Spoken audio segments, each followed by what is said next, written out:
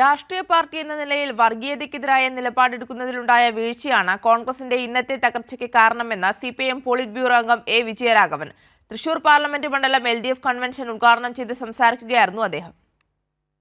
ഐക്യത്തോടുകൂടി രാജ്യം നിലനിൽക്കേണ്ടതിന്റെ ആവശ്യകത ചൂണ്ടിക്കാണിക്കുന്ന തെരഞ്ഞെടുപ്പാണ് ഇതെന്നും A. വിജയരാഘവൻ പറഞ്ഞു.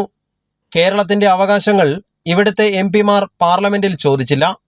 എല്ലാ UDF MP-മാരും പാർലമെന്റിൽ കേരളത്തിന്റെ നിശബ്ദ സാന്നിധ്യമായിരുന്നു എന്നും A. വിജയരാഘവൻ പറഞ്ഞു. ഇവിടുന്ന് പോയ ഈ UDF MP-മാർ ഏതെങ്കിലും ഒരു ഘട്ടത്തിൽ കേരള താല്പര്യം ഉയർത്തിപ്പിടിച്ചോ? ഇങ്ങനെയും പെരുമാറുമോ? തങ്ങളെ തെരഞ്ഞെടുക്കപ്പെട്ട ജനങ്ങളോട്, കേരളത്തിലെ ജനങ്ങളോട് ഇങ്ങനെ പെരുമാറാൻ ഏത് രാഷ്ട്രീയ അഭിപ്രായ വ്യത്യാസമുണ്ടെങ്കിലും ആർക്കെങ്കിലും സാധിക്കുമോ? അവരാണ് ഈ വരുന്നത്. സ്ഥലം മാറി വരുന്ന മുരളീധരൻ അവിടെ ഉണ്ടായിരുന്നു. സ്ഥാനം കിട്ടാതെ പോയ പ്രതാപനും ഉണ്ടായിരുന്നു. ഇപ്പൊ ഇവിടെ നിൽക്കുന്ന കുറെ ആളുകളുണ്ടല്ലോ, അവരെല്ലാം ഉണ്ടായിരുന്നു. പാർലമെന്റിനകത്ത് എങ്ങനെ പെരുമാറി? നിശബ്ദ സാന്നിധ്യമായി പെരുമാറി. കേരളത്തിന്റെ അവകാശങ്ങളുടെ മുന്നിൽ ഇന്ത്യയുടെ പാർലമെന്റിലെ നിശബ്ദ സാന്നിധ്യങ്ങളായി പെരുമാറിയ എല്ലാ UDF MP-മാരും ജനങ്ങളുടെ മുന്നിൽ എത്തിയിരിക്കുകയാണ്. അവർ മനസ്സിലാക്കിക്കൊള്ളണം, ജനങ്ങൾ എല്ലാ കാലത്തും നിങ്ങളെ സഹിക്കുകയില്ല എന്ന്.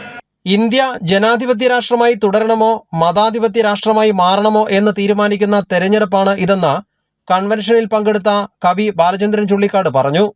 ഈ തെരഞ്ഞെടുപ്പിൽ അനേകം പ്രശ്നങ്ങൾ അന്തർഭവിച്ചിട്ടുണ്ട്.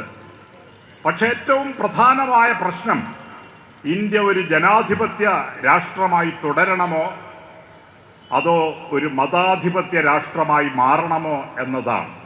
തൃശൂർ തെക്കേ ഗോപുരനടയിൽ നടന്ന കൺവെൻഷനിൽ CPI ജില്ലാ സെക്രട്ടറി KK വത്സരാജ് അധ്യക്ഷത വഹിച്ചു.